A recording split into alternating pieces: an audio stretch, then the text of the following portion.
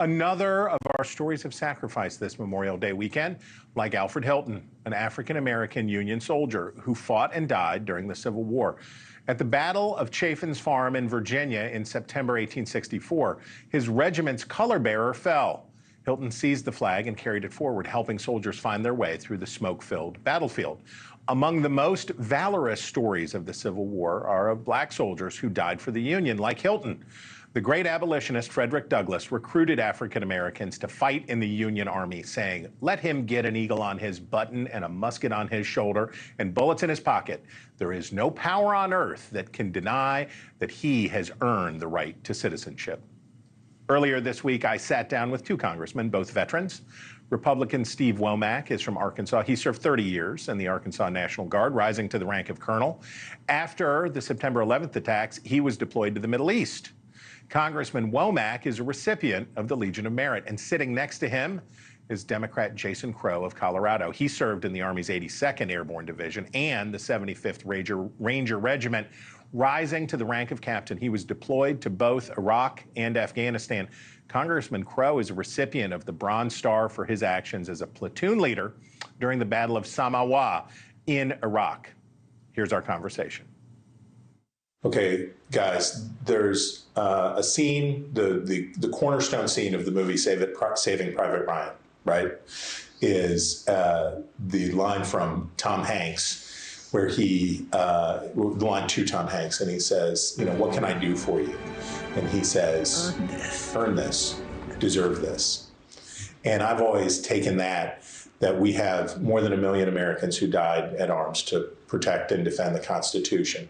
But we don't seem to have a system that really is honoring those sacrifices right now. So I'm going to start 30,000 feet. What can we do to have a society that honors the sacrifices of the people who gave so much? Since it's your office, Congressman, I'll start with you. From the perspective of a member of Congress, it's that this country needs to come together again.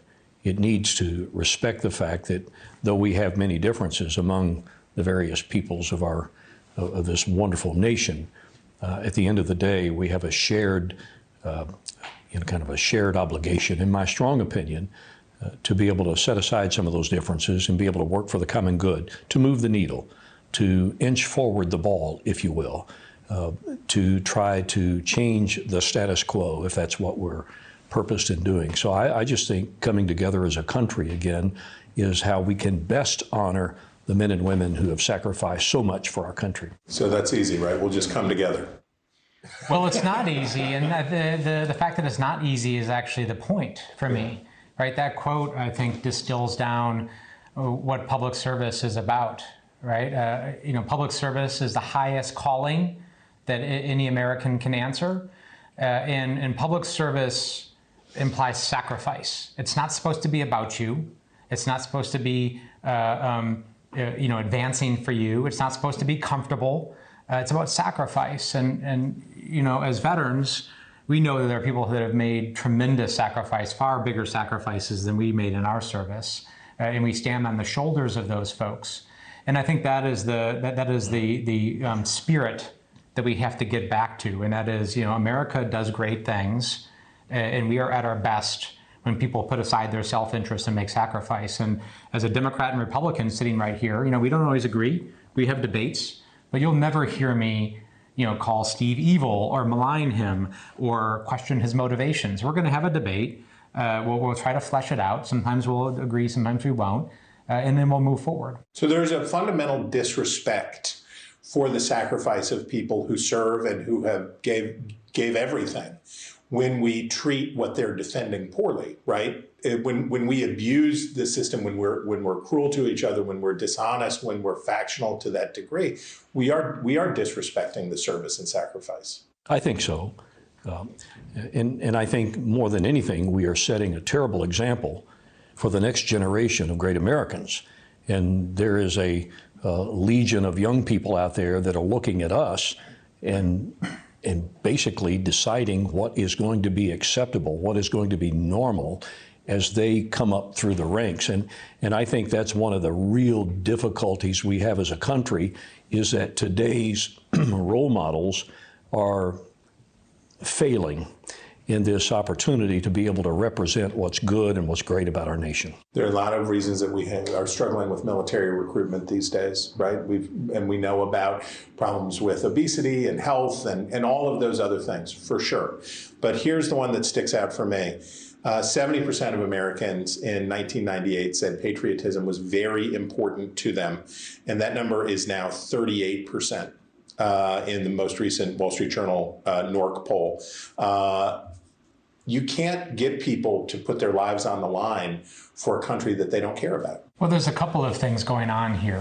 One is the divide between the military world and the civilian world is at an all-time high, certainly in my lifetime. People don't understand military service. They don't know what it's like. They don't know what it's about. That's one. Number two is telling that story of public service and sacrifice. My entire life was changed for the good because of the public service and my time in the military. That doesn't mean that it wasn't very, very hard and extremely uncomfortable and that there weren't very dark days during that service. There were.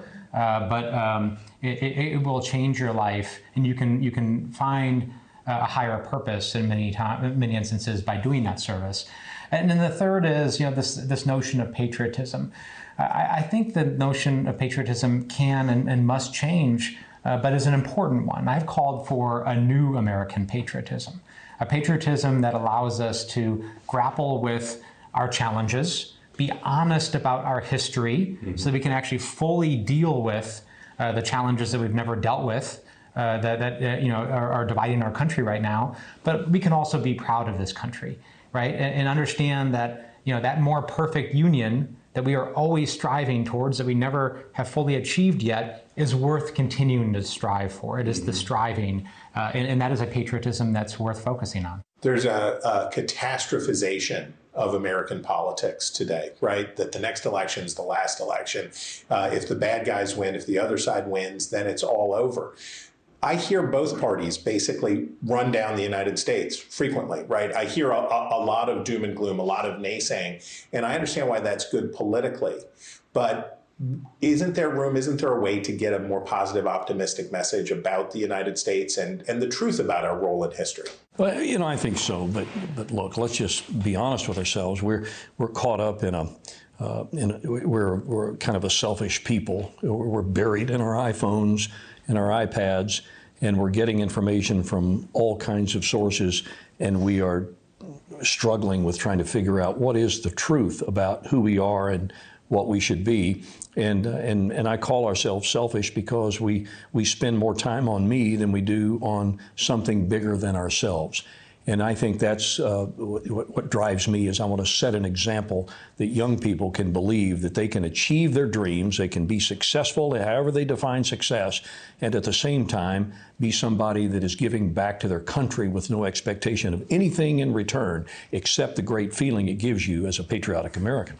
When our men and women are serving abroad and they're putting their lives on the line, when it's a politically potent issue at home, right? So your experience with and about Afghanistan, how we're talking about things at home has an effect on the people who are actually doing it, right? So if we have a crummy debate here and we say things here, that gets to people, the troops are hearing that when they're in the field, right? There's no doubt. I mean, there's a lot of parts of this job being a member of Congress, right? We vote, we legislate, but a huge part of the job is the example that we set. We have a bully pulpit, we have a large microphone, if you will, and the culture that we've established here, for better or for worse, and the messages that we send have a tremendous impact on our allies, on our troops, both here and abroad. And that's why both Steve and I are a member of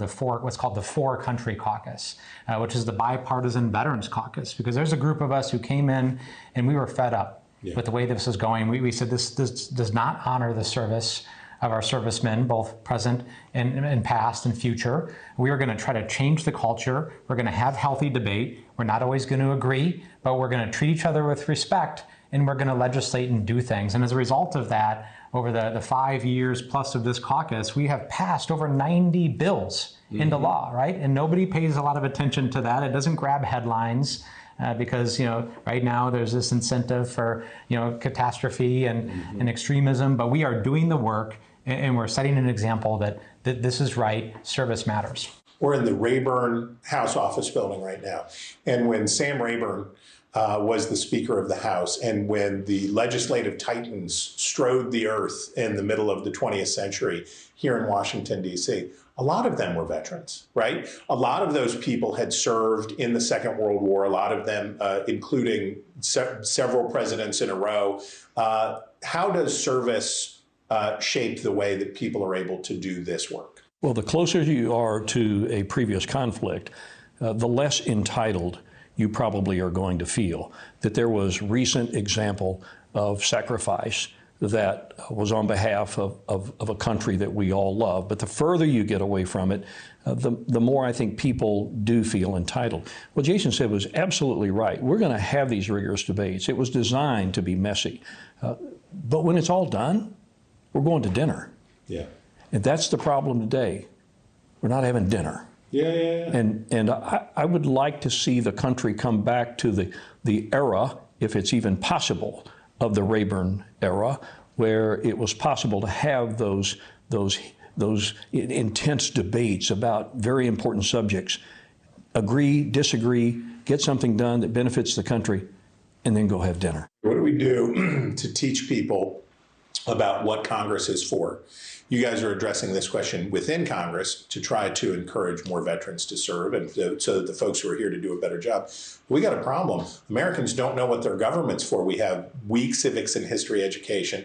We have a big gap out there about people who understand what your job really is and what it really isn't. What do we do about that? Yeah, well, I think education, but I want to pick up on something that Steve just said. He couldn't be more right? This idea that we are each other's enemy. Listen, that's not who we are as a country. We have far more in common than our differences sometimes suggest, and that's what we're trying to show. That's the example we're trying to set.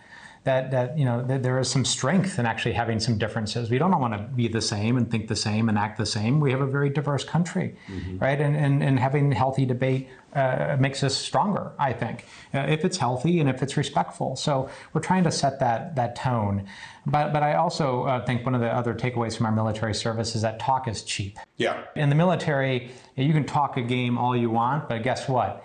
If you're not competent, if you don't deliver, if you don't get the mission done, that's unacceptable, right? And there are catastrophic consequences of that. And in Congress, there are workhorses and there are show horses. And we're trying to say that we are workhorses, and that's the lesson that we learned from our service. But give me something on civics education. Just say something good. Do we need more of that? Can we get that in schools? Is there that's my passion here, which is we need people to understand the stakes of what we're playing. Are you guys there for it? Look, I think we need better civics education. Yeah. I often say when I'm having town hall meetings or when I'm having conversations with people at home, you can tell the people who have either forgotten or didn't do well in civics because they don't have just that basic knowledge of how this place works. But I want to pick up also on something Jason said, and that is, it is often said that Congress is a reflection of the people. What bothers me today is I'm afraid the people are becoming more of a reflection of what happens in Congress, and we've got that reversed. We got to right size the role of we the people and make the Congress more responsive to the people that we represent. And I think part of that is we have to work together. And if I'm not working with Jason, or if I'm not working with the other side of the aisle, then I think we're headed in the wrong direction. Fellas, I appreciate you being willing to serve then. I appreciate what you're doing to serve now. They're both service, and that's a cool thing. Thanks very much. Thank you. Thanks for watching. Go to joinnn.com to find NewsNation on your television provider. And don't forget to click the red subscribe button below to get more of NewsNation's fact-driven, unbiased coverage.